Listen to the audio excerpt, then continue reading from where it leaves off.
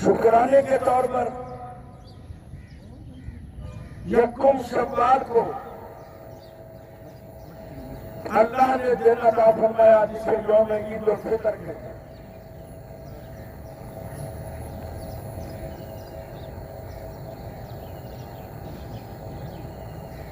हजरत सैयदना अबू बकर सिद्दीक रज़ी अल्लाह तआला अन्हु फरमाते थे, ईद उसको मनानी चाहिए जिसकी नमाजें कबूल हो गई हो, जिनके रोजे कबूल हो गए हो और जिनकी इबादत कबूल हो गई। हजरत उमर रज़ी अल्लाह तआला अन्हु एक दिन का गली का रास्ते का कूड़ा करकट का उठा करते थे। काश मैं एक दिन का होता और लोगों के पांव के नीचे रोंदा जाता, और अल्लाह ने मुझे अशरफुल मखलूकात में से पैदा करके मुझे अजमत, इज्जत और शान और शौकत अदा फरमाई। अब वो बेनियाज जाने मेरे सजदे मकबूल हैं या मरदूद है, मेरी नमाजें मकबूल हैं या मरदूद है, मेरे रोजे मकबूल हैं या मरदूद है। अगर तो मकबूल है तो ये मोमिन के लिए खुशी है, अगर ये मरदूद है तो ये मोमिन के लिए गम का दिन है।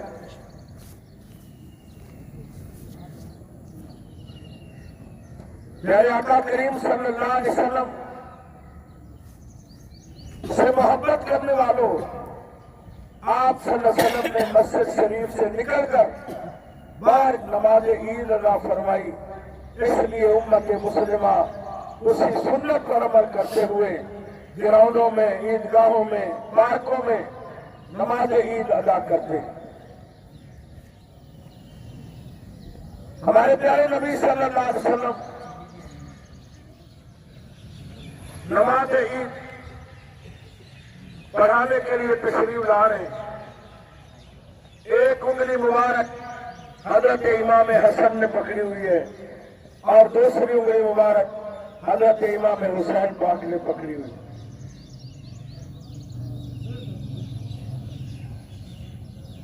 मदीना शरीफ से बाहर निकले, क्या देखा, एक बच्चा रो रहा है।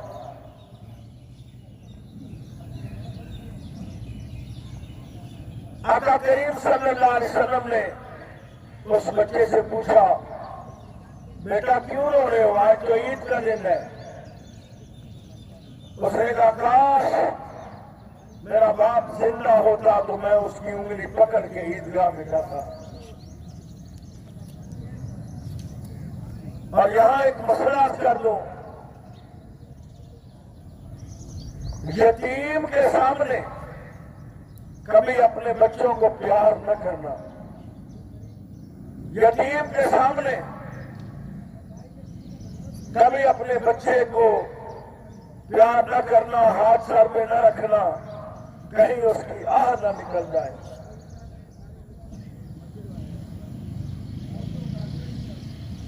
आप सल्लल्लाहु अलैहि वसल्लम ने शहजादों को लिया और उस यतीम को लेकर घर में आ गए।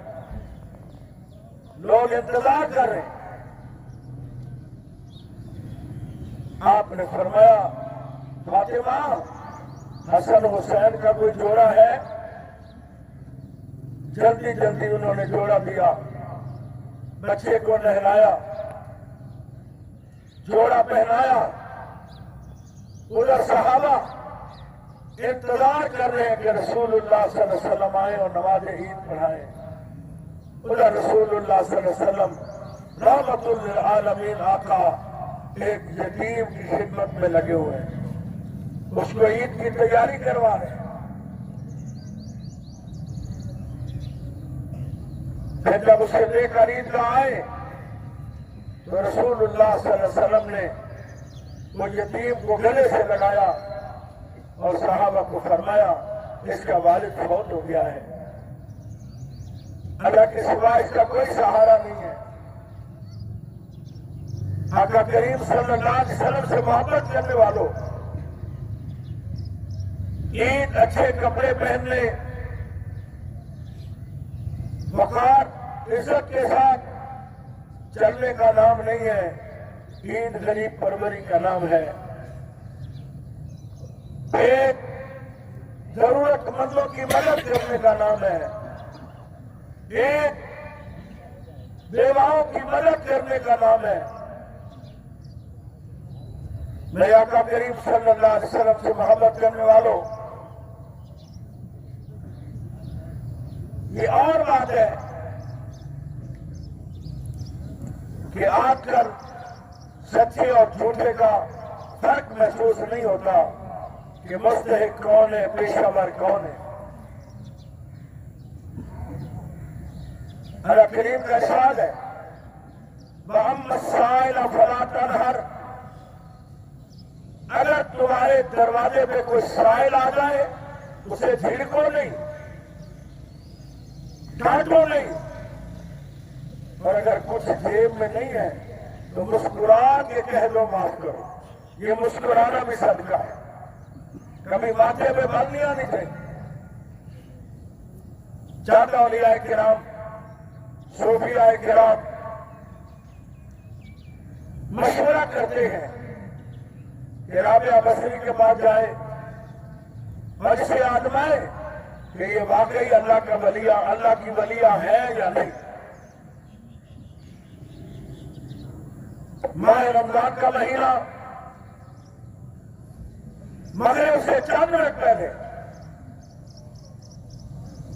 हजरत बीबी राबिया बसरी के पास पहुंचे और बीबी साहिबा ने सोचा कि मेहमान आ गए, इनकी मेहमान नवाजी फर्ज है। उसने बीबी राबिया बसरी ने सोचा कि मैं इनकी मेहमान नवाजी कैसे करूं। समझ जाऊंगा, घर में सिर्फ 2 रोटियां, हालांकि कर्जा लेना बुरी बात है, कर्जा लेना ऐब है। मेहमान आ जाए कर्ज लेकर उसकी खिदमत करना भी मेरे नबी की सुन्नत है। मोमिन की शख्सियत का पता उस वक्त चलता है जब वो मेहमान नवाजी करता है। जितनी शान के साथ, वकार के साथ मेहमान नवाजी करेगा, उतनी उसके खानदान की अजमत और शान बनेगी।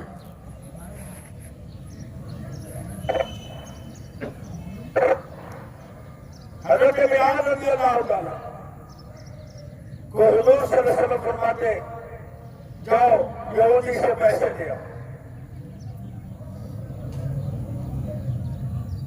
जब भी आप मांगते यहूदी दे देता। याद रखना, गैर मुस्लिम यहूदी ईसाई इस नीयत से मुसलमानों को देता है कि उनकी तस्लील हो और उनकी इज्जत बर्बाद हो। एक दिन बिलाल को कहा, बिलाल मुझे पैसे दो। उसने कहा मैंने तो आपसे लिए नहीं है, रसूलुल्लाह सल्लल्लाहु अलैहि वसल्लम फरमाते थे मैं ले आता। पर जाओ अपने नबी से कह दो मुझे पैसे दे दो। हजरत बिलाल ने अर्ज की, या रसूलुल्लाह सल्लल्लाहु अलैहि वसल्लम यहूदी पैसों का तकाजा कर रहा है। पर मैं इंशाअल्लाह जब होंगे दे देंगे। उसके बोलो रसूलुल्लाह सल्लल्लाहु अलैहि वसल्लम ने फरमाया, यहूदी मस्जिद नबी में आया, उसने हजूर सल्लल्लाहु अलैहि वसल्लम का दामन मुबारक पकड़ के खींचा और कहा मेरे पैसे दो। नबी रहमत ने फरमाया जब आएंगे मैं दे दूंगा इंशाअल्लाह। उसने कहा मुझे अभी अभी चाहिए। सहाबा गुस्से में आ गए कि ये कोई तरीका है लेने का। रसूलुल्लाह सल्लल्लाहु अलैहि वसल्लम ने फरमाया इन्हें ना डांटो, मुझे कह दो कि मैं इसका कर्जा दे दूं।